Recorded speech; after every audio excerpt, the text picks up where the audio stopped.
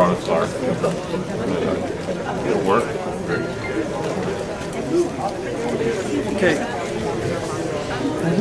Okay, before we introduce our next speaker, there's a couple of things we want to take care of. We have more people coming in, so feel free if you want to move up or move to another chair, so as people come in, maybe they could sit more in the back. And also, our Mayor of Edinburg, Mayor Pro Tem, Richard Molina, would like to come and say a few words to you all. Mr. Molina.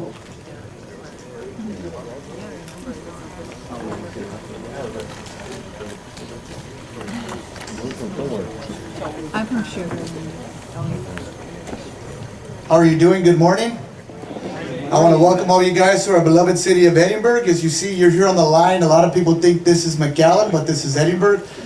This is the divider right here, which is Dove, but really you can see a lot of growth that's coming on. I want to welcome everybody that came from out of town. This is a big event, and it gets bigger and better every year.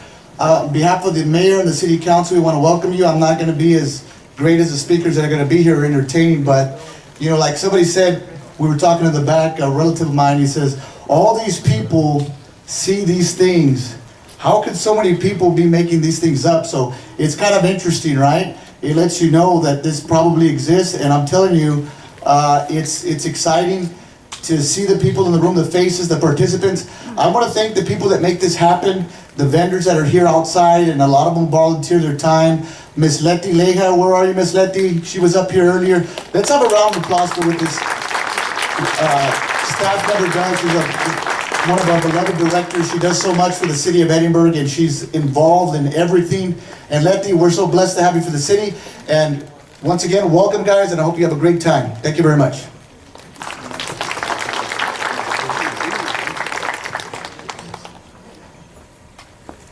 I just wanted to mention one quick thing before we bring on Nick. You saw a segment with Jim Mars, who is the recognized world's leading authority on the Aurora crash. He's going to be speaking at another conference that we do in Del Rio, Texas, on January 21st. And we're going to have a great lineup of speakers, including Jim Mars. Nick is also speaking. Nick Redfern is speaking in Del Rio. So those of you that are interested in getting in another UFO conference before we have the next one in Edinburg next year, we're having one in Del Rio, Texas, January 21st, delrioufo.com.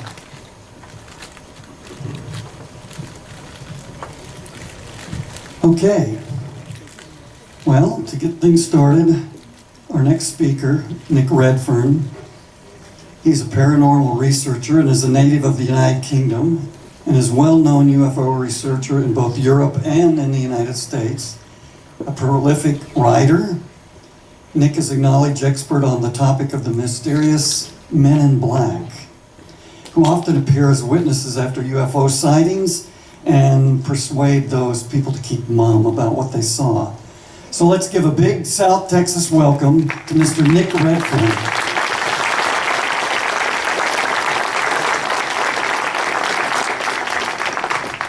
Well, thanks everybody. Everybody having a good time? Good? Okay. Well, I'm going to speak to you today, as you just heard, about the Men in Black mystery. And before I should start, I should just point out I'm the one with the funny accent. So if you don't understand everything I'm saying, I'll try and talk slowly.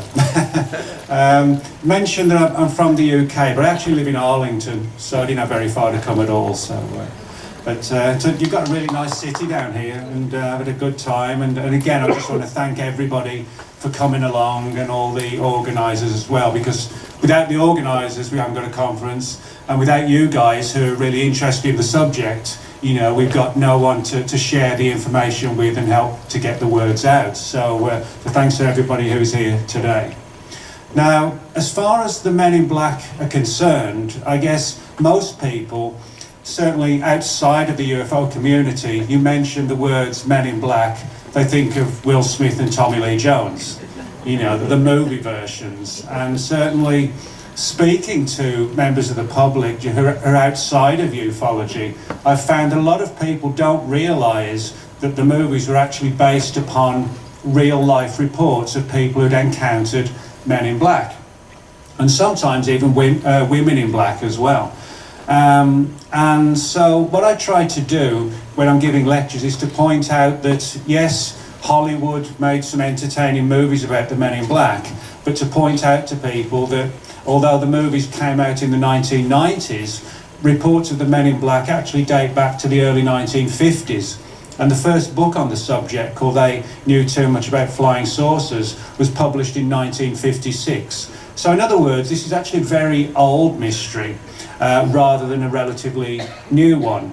And there's one big difference between the movie versions of the Men in Black and the real life ones. For example, in the movies, the agents work for this sort of super secret agency. There are answers to no one, and for the most part isn't known to even the people in the government. It's sort of like its own enclosed little organisation. But when you speak to the witnesses who've seen the Men in Black, as bizarre as it sounds, the real Men in Black actually don't even seem human. They're described as sort of very pale and short and skinny, and they have these sort of large eyes that they hide behind these wraparound sunglasses. So, in other words, the Men in Black may actually not be human. People talk about alien and human hybrids, that kind of thing. That they wear these fedora hats, pulled down, the sunglasses. So very much sort of camouflages and disguises the way they look. So what I'm going to do for you today is to sort of give you some history of the subject and talk about some of the key cases and also the theories that have been put forward for what the Men in Black might be, which range from everything from aliens, alien-human hybrids, time travelers, paranormal entities, you name it. All these different theories have been put forward to try and understand and rationalise who or what the Men in Black actually are. Now that's one of the books I wrote, my most recent book on the Men in Black, the third one I've done. And as I said, when you write a book, you know, it tends to have a spiraling effect where people come forward to share their stories. And probably now I've got somewhere in the region of 300 to 400 reports of Men in Black encounters dating back to the 1950s right through to the present day. And it shows that the most important thing it shows is the fact that people still see the Men in Black. It's not like it's a historical mystery or something like that. And they still dress and look the way they did back in the 50s with the fedoras and the black suits. In fact, they kind of look like they've sort of stepped out of like a 1950s gangster movie or something like that, you know, with the skinny ties and the suits. One of the odd things about the Men in Black is you would imagine that, you know, they would want to be very much working under the radar and not be noticed. But the clothing they wear and the way they look, everything about it really stands out and is memorable to the witness. So that's kind of an odd aspect to the phenomenon, that you know, they stand out rather than try and mingle in, you know, amongst us without being noticed. That was the very first book ever published on the Men in Black in 1956, a book written by a guy named Gray Barker titled They Knew Too Much About Flying Saucers. Now, Gray Barker's book was interesting and historic because, as I said, it's the first MIB book. But as you can see from the cover, it sort of creates that imagery that we have of the Men in Black today. These sort of sinister, shadowy figures in black. And very often they turn up in groups of three. We don't know why that is, but they often do. So Barker's book really sort of captured the imagery of who or what the Men in Black actually were. Now, his book told the story of a man named Albert Bender. And Albert Bender, in the early 1950s, lived in Bridgeport, Connecticut. And he created a UFO group called the International Flying Saucer Bureau. And he created the group and started putting out this newsletter called Saucer News. And he found himself literally within weeks getting inquiries from all across the planet from people who wanted to subscribe to his newsletter and join his group. And finally it reached a peak where there were about 2,000 subscribers, and he spent pretty much all day and all night, printing off copies of his newsletter, mailing them out for example, Russia, even China, much of Europe, South America, Canada, the US, of course. And his group became a sort of major force in early 1950s ufology, or at least it did for a little while, until he got a knock on the door one particular night and was silenced by the Men in Black. Or at least that's the story as it was told in Gray Barker's book, because as I'll point out shortly, Albert Bender wrote his own book as well, which told a slightly different story. But the basic fact was that these shadowy figures in black visited Albert Bender, scared the life out of him, terrified him, and he walked away from ufology. And that is actually what happened. He set up the IFSB in 1951. As I said, it was doing incredibly well with, as I said, people all around the planet subscribing to his newsletter, and people in the United States particularly had sort of local chapters of his group where they would do investigations and forward all the information on to him. Now, Albert Bender was sort of an interesting and strange guy. He lived in this sort of creepy old house in Bridgeport, Connecticut. Have you ever seen Norman Bates' mother's house in Psycho? That's kind of the old house that Albert Bender lived in, and of all rooms possible, he rented the attic, and which he turned into what he called his chamber of horrors, and he painted all these sort of pictures of skulls and demons and zombies all around the room. Don't ask me why, I don't know, but he did. Now, basically what happened was that he also had a deep interest in the world of the supernatural and the occult. He was very sort of learned and knowledgeable on these particular topics, and that may have had something to do with his experiences, because he also created what he called a paranormal altar in his bedroom, where he would try and summon up supernatural entities from sort of other realms of existence. So a lot of this, the early years of ufology and the Men in Black, actually takes us far away from sort of nuts and bolts UFOs and into very much paranormal areas. So Albert Bender created this group, everything was going well, and then late one night in 1953, he was in his room, and he started to feel sick and ill. He started to feel dizzy and lightheaded, and he had to lay down, and suddenly the room was filled with this overwhelming odour of like sulphur or brimstone, which we often get in a lot of paranormal encounters. And he saw these three figures literally materialise in the room. It wasn't a case of knocking on the door. They materialised in the room. They were sort of shadowy. They had these glowing white eyes, and they telepathically warned him to leave the UFO subject alone or else.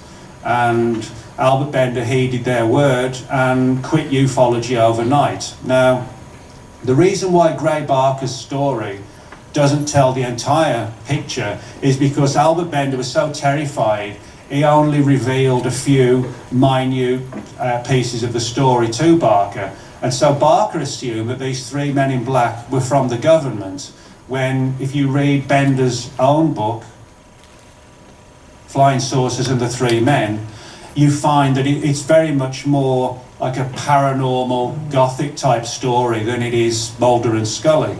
And as I said, his Men in Black were these sort of creepy, almost vampire type looking MIB. And they reportedly materialised in his bedroom 3 or 4 times, warning him to stay away from the subject, and which he did. Now, when he closed down the IFSB, a lot of people thought that this was like a publicity stunt, that he was going to come back, you know, in greater force later on. Kind of like the situation where, you know, you've got a favourite band and they say, we're going to retire and do our farewell tour, you know, so you better all come and see us. And then 2 years later, they come back, you know, and hike up the ticket prices again. So that's what people thought was going to happen with Albert Bender. But actually didn't. He wrote this book, Flying Saucers and the Three Men, in 1962. But he really had to be convinced and persuaded by Gray Barker to write it. And Barker was also the publisher of the book. And after writing the book, Albert Bender got a couple more visitations from the MIB and said this is it, that's it, I'm done. And he walked away, and he never did return to ufology ever. And he actually died earlier this year at the age of 94, which in one sense is a positive thing, because it demonstrates that even if you get threatened by the men in black, you know, you can actually live almost to 100, you know, so it's not the worst thing in the world. So that's really how the whole thing began, was with Albert Bender. But I said the most important thing is that when we look at these early reports, they are extremely different to the movie versions, you know, where they're just agents of governments, you know, ID cards, etc., etc. The real MIB, they're sort of more H.P. Lovecraft meets Edgar Allan Poe. And I don't really know why, you know, the movie versions, or the movie producers and writers decided to sort of change it to something than what it actually is. You know, I don't have a problem with it because they're entertaining, but it's when you're trying to sort of share with people the nature of the real Men in Black, people say, well, hang on, this sounds more like a horror story than it does a UFO story. And I would have to agree with them, you know, it does sound like that. That's a man dressed in black, but it's not actually a man in black. That's a famous writer you may know of, Brad Steiger. Brad's written a lot of books on UFOs, Bigfoot, strange creatures, paranormal phenomena, life after death. And he's also written quite extensively on the Men in Black. And Brad's involvement in the UFO subject goes back to the 1950s, but he began writing on the subject in the 60s.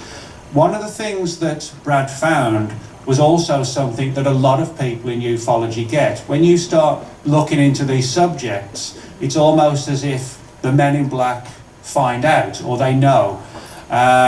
And they then come knocking on the doors of the UFO investigators, not just the witnesses. And so for that reason, it's not surprising that Brad himself began to experience encounters with the Men in Black. And I interviewed Brad quite extensively a few years ago, and he related a number of stories involving him and the MIB. Perhaps the creepiest one of all was a story related by a good friend of Brad when he was in London, England on vacation, and he was walking around sort of checking out some of the famous tourist areas in London, like Buckingham Palace and the Tower of London. And he saw these sort of three strange, creepy men dressed in black with black fedoras and suits following him everywhere he went. He would just sort of happen to look up behind himself over his shoulder, and there'd be three, maybe 50 yards away, just staring intently at him. He would go somewhere else, and then they'd see him again. And he got on the tube, the London Underground tube station, they were following him there. And then the last night before he was due to leave town, he woke up in the middle of the night and felt compelled to go to the window. So he went to the window, and as he looked down, these three Men in Black were stood under a street light, just staring up at the window as if they knew where he was staying, and somehow may even have sort of compelled him to wake up and go to the window.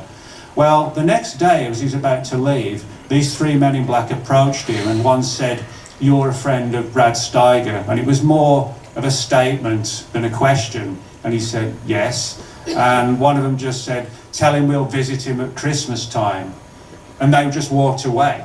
And it really kind of chilled and creeped out Brad when his friend told him this story. And the Men in Black are actually really good at doing that in terms of creating a sense of menace and inferring something, but without actually saying it. So people do find themselves kind of plunged into paranoia. That's actually what happened with Albert Bender. He became extremely paranoid, you know, sort of literally sort of peering through the curtains, that kind of thing. And his experiences made him quite ill over the years, and that's one of the reasons why he dropped out of the subject. But Brad, fortunately, is someone who had a far more positive attitude. He basically said, well, you know, if the MIB want to see me, bring it on. And, you know, I think that's the best way to sort of, to confront them, really. People often ask me, is there any sort of evidence for the existence of the Men in Black? Well, of course, the most important evidence is the witness testimony. And I always tell people that the most important people in these subjects are the witnesses, because without the witnesses, we've got nothing to go on. You know, they're the ones sharing their stories, and that's the only way we can sort of put these accounts together. Now, there is some other evidence. Some of it comes in the form of photographic evidence, and this relates to this particular case. The guy on the screen is a long-time UFO researcher named Timothy Beckley, and like Brad Steiger, Tim's done a lot of books over the years. And in 1967, he was involved in the photographing of a man in black in Jersey City. And it also involved a guy named Jim Moseley. Jim died a couple of years ago. But basically, the story revolves around a married couple in Jersey City, Jack and Mary Robinson. And they had a UFO group in Jersey City. They were sort of the go-to people in that area. And one particular Monday morning, Mary saw this classic man in black standing over the road from her apartment, just staring into the apartment from across the road in a sort of zombie-like trance-type state. And he had a black hat on, black sunglasses, but they weren't normal sunglasses. They were kind of wraparound glasses, almost like a skier would wear, something like that. Black suit, long black trench coat, even black gloves. And he had this sort of really pale, almost, actually described like the colour of a sheet of paper, the colour of his skin. Now, in most cases, people get the visit from the men in black and they never turn up again, because sort of one threat is enough for most people. But this man in black was there the Tuesday morning, the Wednesday morning and the Thursday morning. And what happened was that Mary phoned Tim and said that, you're not going to believe this, but we've had a man in black outside our apartment for the last 4 days. And Tim was like, well, why didn't you tell me sooner? You know, I would have come over. But then he thought, well, if the men in black, or the man in black, has been there for 4 days, maybe he'll be there for a 5th day. And sure enough, they drove over there, Tim and Jim, they drove over there on the Friday morning, and sure enough, there was this guy stood in the doorway yet again. And so Jim quickly leaned out of the window, took a photograph. They turned around the corner, stopped the car, jumped out, and by the time they'd gone back, the man in black had vanished. And that happens in most cases, not just that they vanish, but they vanish almost impossibly quickly. You know, we just don't know how they're able to achieve it. One suggestion is that they can literally sort of dematerialise. And I'm going to show you what the original picture, and then sort of a close-up, so you can have a look at it, and you'll see some interesting aspects on the picture. Now, you can see you've got the car there, and the guy in the doorway, just sort of standing there. He does kind of look totally out of place, just sort of staring vacantly into who knows where. And you can see he's got the hat, the sunglasses, and you know, this was sort of October, so it wasn't like a bright sunny summer's day, and yet he's got these sunglasses on, he's got the long coat, and if I blow it up a little bit, you can see the black gloves there, and that kind of gives you also a better look at the sunglasses that he's wearing. As you can see, they're quite chunky and bulky, and a lot of witnesses have said that when they've been visited by the men in black and they've got these huge sunglasses on, when they've sort of looked at their eyes actually significantly bigger than ours. And one woman described them as having like mad dog eyes. That's how she described the MIB. They were just sort of staring and really big. And I think there actually is something to the idea that they don't just dress like this because it kind of intimidates people. They do it to camouflage themselves. So you don't get a really good full look at them. And the fact that on most occasions, the men in black actually come out at night rather than during the day. So, you know, the darkness helps cover their appearance as well. Now, the guy on the left there is a good friend of mine, Greg Bishop, who also writes about UFOs. On the right is John Keel, who wrote a number of very good books. Probably his most famous one, The Mothman Prophecies, which was turned into a movie in 2001. And John Keel investigated a lot of Men in Black encounters in Point Pleasant, West Virginia, when there was the big wave of Mothman sightings between 1966 and 1967. And Keel went up to Point Pleasant and found himself, just like Brad Steiger, when he began to investigate the people who had been visited by the Men in Black after seeing Mothman, John Keel found himself then being targeted by the Men in Black as well. And in John's case, it was to get not visits from the Men in Black, but weird phone calls. And that's another aspect of the UFO phenomenon. Very often people see a UFO and they'll get these strange phone calls, sometimes hang-up calls, sometimes there'll be sort of weird electronic chatter and noises on the line. And on other occasions, it sounds like a foreign language being spoken extremely quickly that no one can really understand. And so it's very odd aspect of the phenomenon, but you find that in most MIB cases that they might only visit the person's home once, but they also follow it up with these weird calls. And very often these calls come through in the early hours of the morning, you know, and so if the phone rings at 3, most people think, you know, it's bad news, so they answer the phone. And so they answer the phone, and there's just this weird menacing tone, or as I said, static, all sorts of things which again I think are designed to sort of destabilize the witness. That's just sort of like an artistic impression of Mothman. As you can see, it's sort of standing on this huge bridge. And there's a reason why the picture's drawn like that. The Mothman was described as this sort of glowing-eyed humanoid form with wings that was seen in and around Point Pleasant from 66 to 67. And actually in and around the area of what's called the Silver Bridge. But in December 67, the Silver Bridge collapsed into the Ohio River on the border of Point Pleasant, killing around about 4 dozen people. And a lot of researchers, including John Keel, felt that the presence of the Mothman was somehow connected to the collapse of the bridge and the death of the people. So again, you know, you have this sort of supernatural quality attached to the story too. Now, you might wonder what on earth the Men in Black have got to do with the Loch Ness Monster. The answer is quite a lot. Just a moment.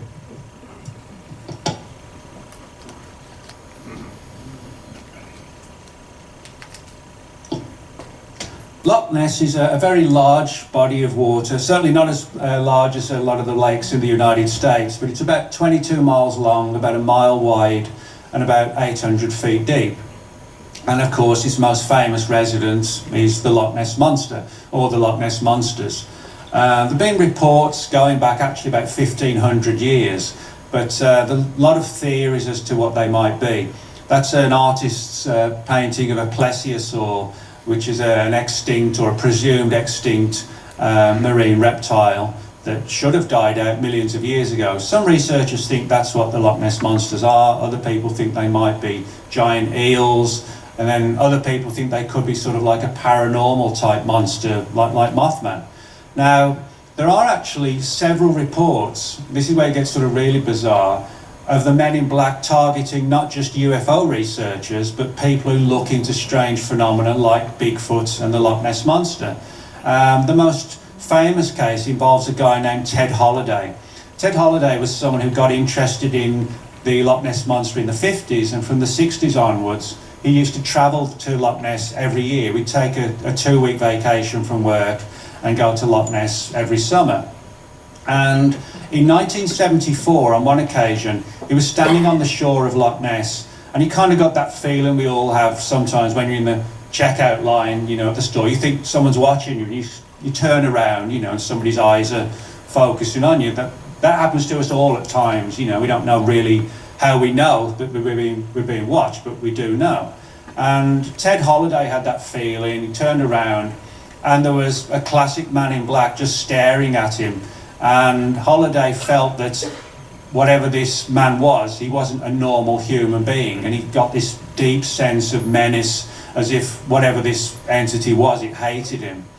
And he never forgot this, and it really sort of destabilized him a bit. But the most sinister aspect to the story is that the following year, because he would take his vacation from work in the same 2 weeks every year, the following year he was back not just at Loch Ness but at the same area where most of the sightings occur.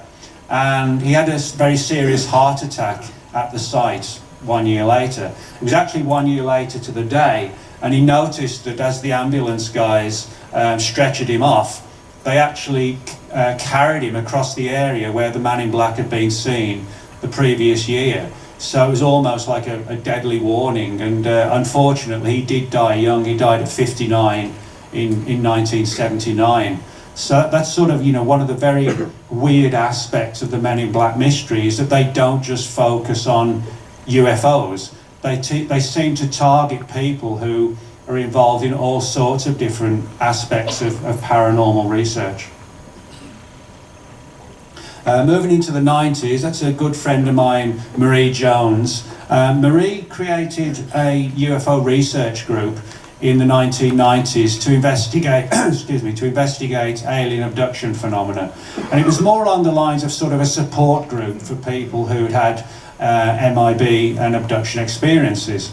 And Marie and a friend who she set the group up with, they experienced a lot of weird telephone activity and also sightings of these shadowy men in black outside their homes late at night. And again, I think the whole point was for Marie and her friend to see them.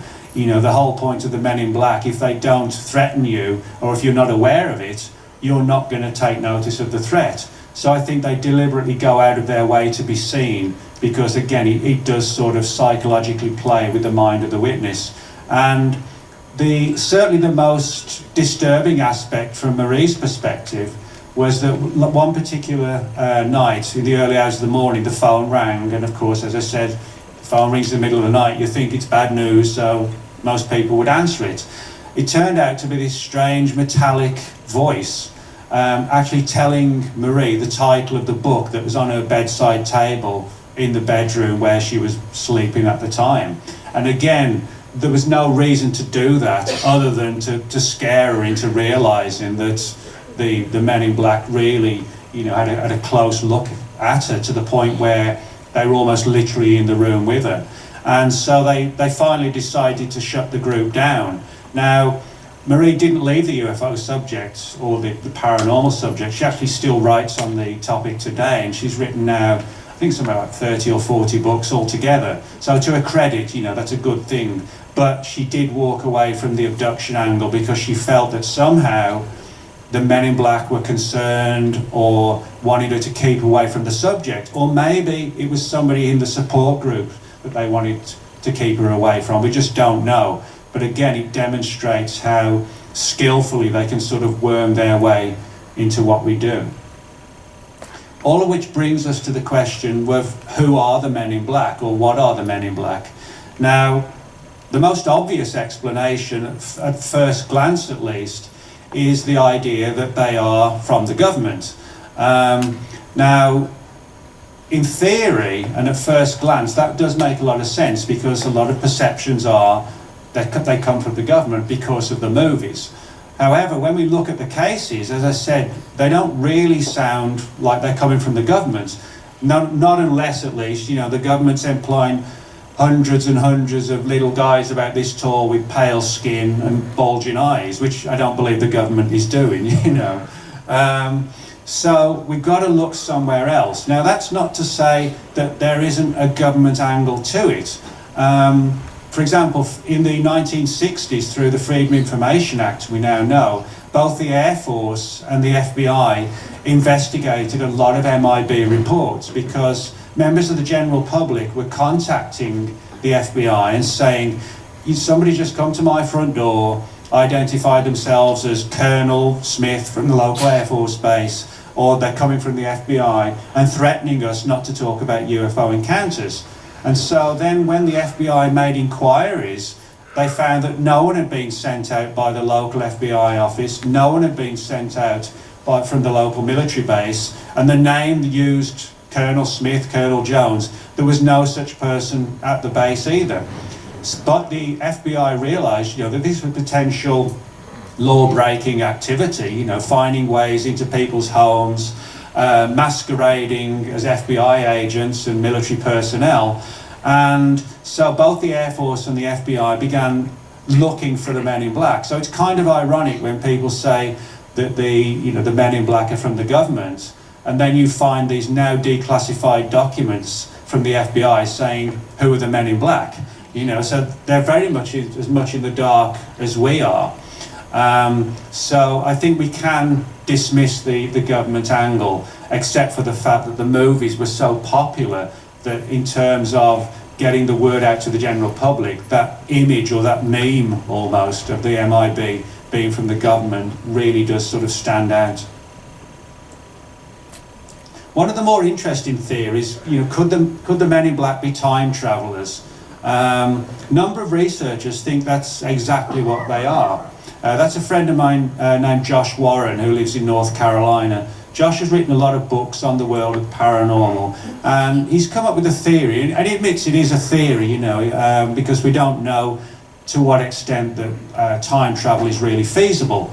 But if it is, then could the men in black be time travelers? Well, I guess they could be in one sense, because they still dress, as I said, in like 1950s style clothing, the fedoras, the skinny tie, and they often turn up, weirdly enough, in old style cars, like black Cadillacs, again from like a 1950s style. And perhaps the weirdest but most relevant aspect to this is that when they threaten witnesses to the men in black, they come out with this strange statement. They often ask just randomly out of the blue, what time is it? You know, people might think, well, it's 10:45 or it's 3 o'clock. But with hindsight, people have wondered, are they actually asking what time is it? You know, what time am I in? As if they almost aren't fully aware themselves of where they are, which sounds really strange. So could they be time travelers? I guess they could, but again, it depends on to what extent time travel itself is actually possible. And of course, the fact that their clothing doesn't change suggests that if they are time travelers, then maybe they don't really know too much about our fashions and how quickly they change, you know, because they really do stand out, because most people today don't wear skinny ties and fedoras, you know. I mean, and Josh has made this point, the idea that perhaps, again, it's a theory, if they are time travelers, could it be that in the distant future, you know, something's happened to our civilization and there are only a few remnants left and they don't know much about us, other than maybe, perhaps they've got a few magazines that show photographs of people from the 50s and they think that's how we've got to dress to move among them, not realising, you know, how quickly fashions do change. It's an interesting concept. Maybe one day, you know, it'll be proved to be true. Now, possibly the most, well, not possibly, but certainly the most controversial theory comes from this man, Ray Boucher. Now, Ray has an interesting background in the sense that he's not only a UFO investigator, but he's also a priest. And in the 1980s, he ran the Nebraska office of MUFON, the Mutual UFO Network. And Ray believes that the entire unknown aspect of the UFO phenomenon is literally demonic, and he believes that the men in black are sort of like a demonic manifestation of demons, masquerading as you know, men in black, if you like.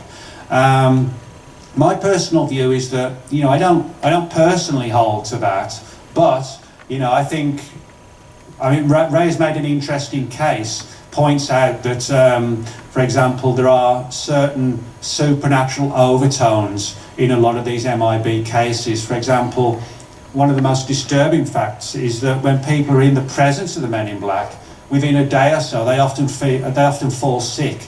Very often with like really serious illnesses and diseases, which, you know, sometimes take a while to combat.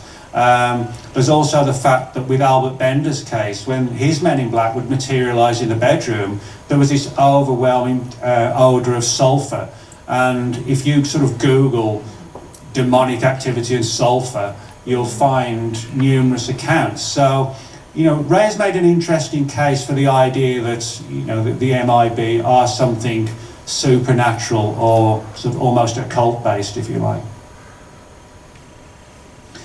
Probably one of the weirder aspects of this mystery is that I've got a number of reports, as do a number of other UFO researchers, of people who've seen the Men in Black after using Ouija boards.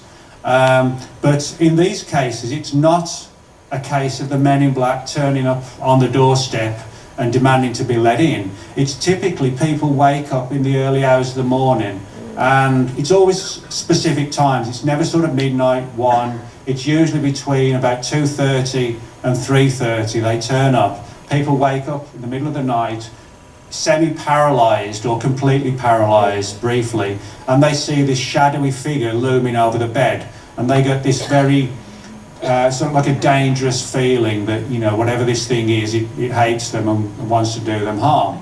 And the reason why this ties in with the Men in Black is because it's not just like a shadowy, silhouetted human form, but it has the form of like a fedora hat as well.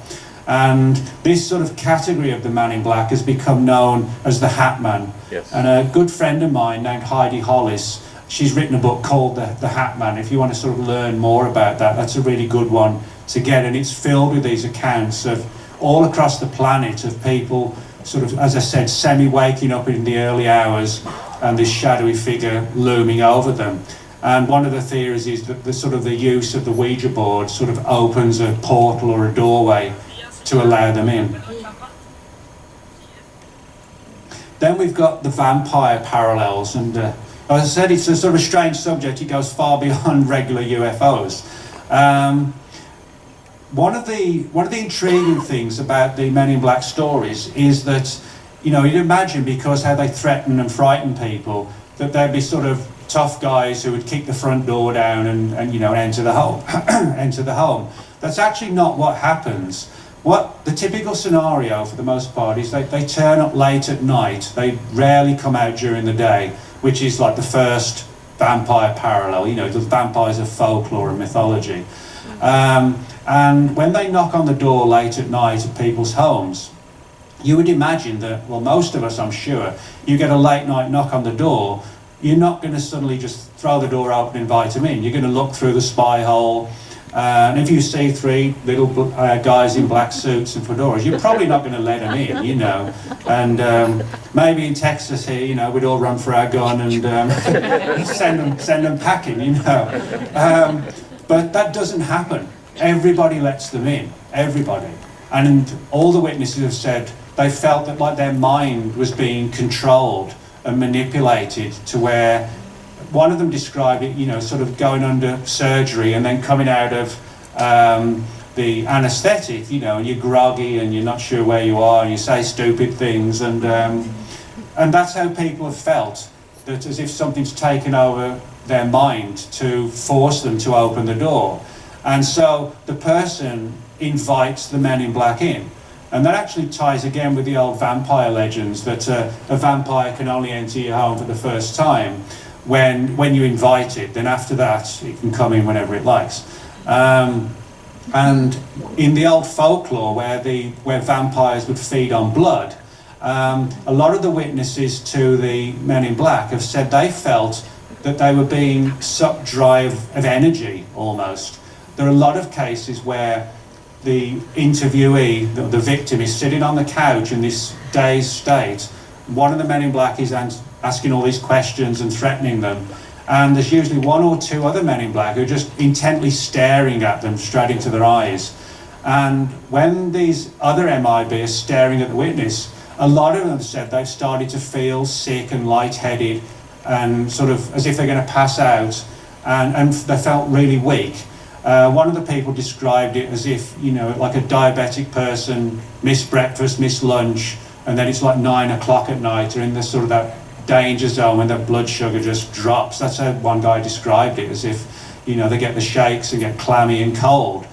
People literally have felt that they're being drained of their sort of life force.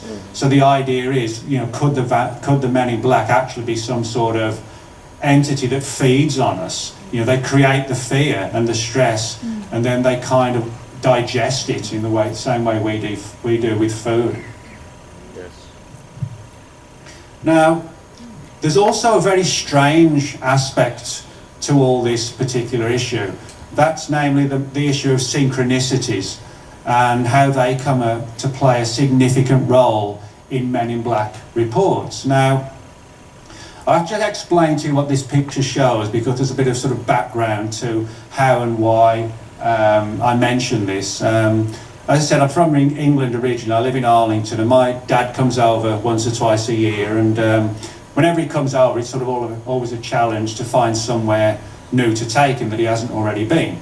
And so this was a couple of years ago, and I said to him, well, I'll take you one place you haven't been to see, and that's the graves of the famous gangsters Bonnie and Clyde, who are buried in Dallas. Although the graves are actually in separate cemeteries, because the local city didn't want to sort of create a sort of where people would pay homage to them and come and see them, I guess. And but Clyde's grave is in a very sort of run-down cemetery that you would never know where it was unless you sort of looked it up.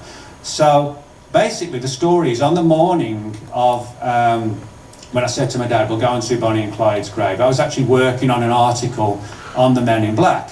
And so, and that's an important thing to know, that on that day there was a Men in Black connection.